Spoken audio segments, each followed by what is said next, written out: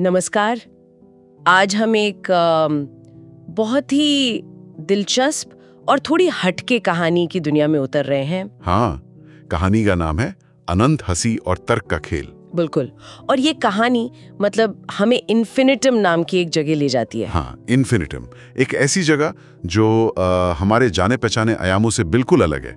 ना स्वर्ग, ना नरक, ना पृथ्वी। सोचिए जरा, एक लाइब्रेरी जिसकी दीवारें ही विरोधाभासों से बनी है, कोई दरवाजा नहीं है। और कमाल की बात यह कि वहां का रखवाला कोई इंसान नहीं बल्कि मिर्थ नाम की एक घटना है। एक घटना मतलब व्यक्ति नहीं। नहीं, कोई व्यक्ति नहीं, बस एक रहस्यमयी हस्ती कह लीजिए। तो आज हम इसी कहानी के जरिए हंसी, तर्क, चेतना और यहाँ तक कि वास्तविकता के बीच के जो गहरे संबंध हैं उनको समझने की कोशिश करेंगे। हाँ बिल्कुल। तो चलिए इस अनोखी दुनिया की परतें खोलते हैं। शुरुआत इन्फिनिटम से करते हैं। हाँ। आपने बताया कि ये संभावनाओं का अनंत विस्तार है। हाँ, एक ऐसी लाइब्रेरी जहाँ ज्ञान मतलब विरोधाभासों और पहेलियों के रूप में है।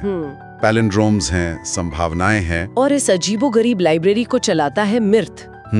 कहानी कहती है कि ये कोई व्यक्ति नहीं बल्कि एक घटना है। हाँ, घटना, जिसकी हंसी में कहते हैं कि समय के एल्गोरिथम छिपे हैं। अच्छा। और इसकी उत्पत्ति भी वो भी एक रहस्य है।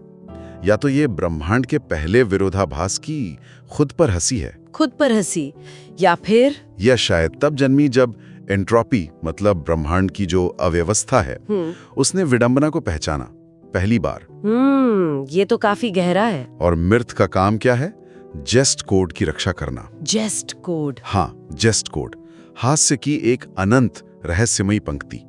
कहते हैं इसे समझने पर चेतना और सृष्टि के राज खोल सकते हैं। तो मतलब हंसी सिर्फ एक रिएक्शन नहीं बल्कि एक मौलिक शक्ति जैसी। बिल्कुल, कहानी का इशारा इसी तरफ है।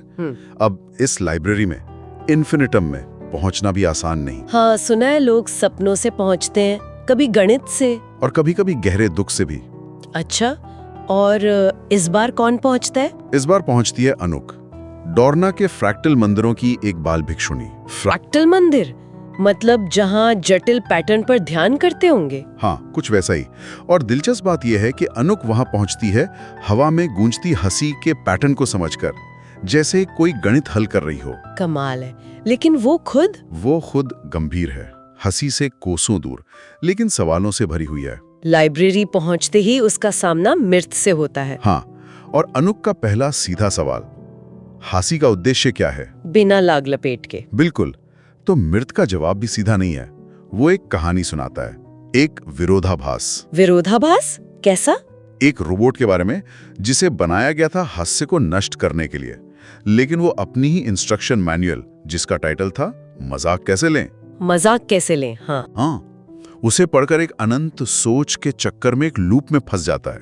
तो मतलब तर्क खुद ही उलझ गया। क्या मॉर्थ ये कह रहा है कि हंसी तर्क की सीमाएं दिखाती है? हाँ, या शायद उनसे आगे जाने का रास्ता भी। ये सिर्फ मजाक नहीं, ये इशारा है कि हंसी कैसे तर्क को चुनौती देती है। तो अनुक फिर पूछती है। वो पूछती है, तो क्या हंसी एक गलती है, एक त्रुटि? और मर्द का जवाब? वो कहता है, नहीं, ये वो त्रुटि है जो जानती है कि वो त्रुटि है, और ये जानना ही शक्ति है। ओहो, ये तो बहुत गहरा है। मतलब हंसी एक तरह की सेल्फ अवेयरनेस है, अपनी कमी को जानना। हाँ बिल्कुल, अपनी अपूर्णता को स्वीकार करना, और इसी समझ में, इसी ज्ञान में उसकी असली ताकत है। ये सीधा चेतना से जुड़ गया है ना? सही बात है।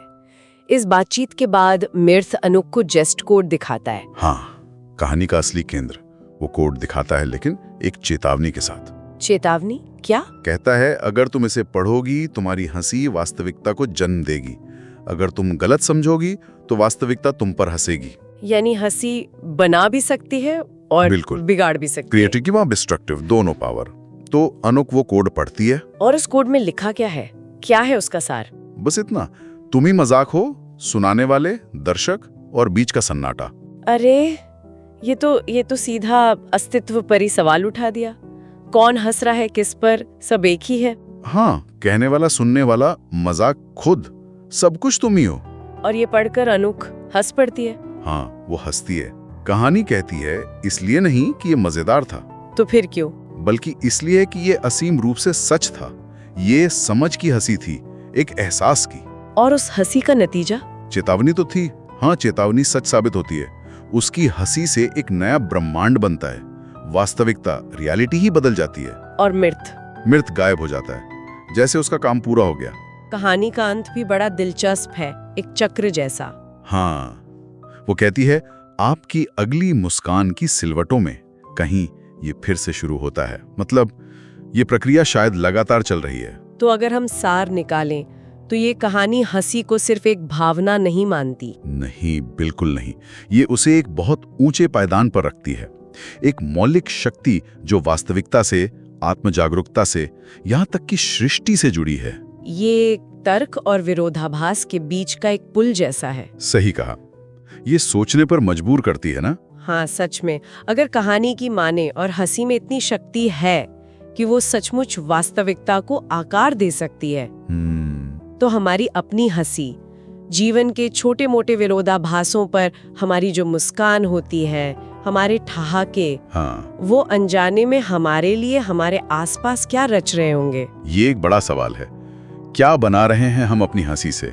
ये एक विचार है जिसे श्रोता अपने साथ ले जा सकते हैं और सोच सकते हैं।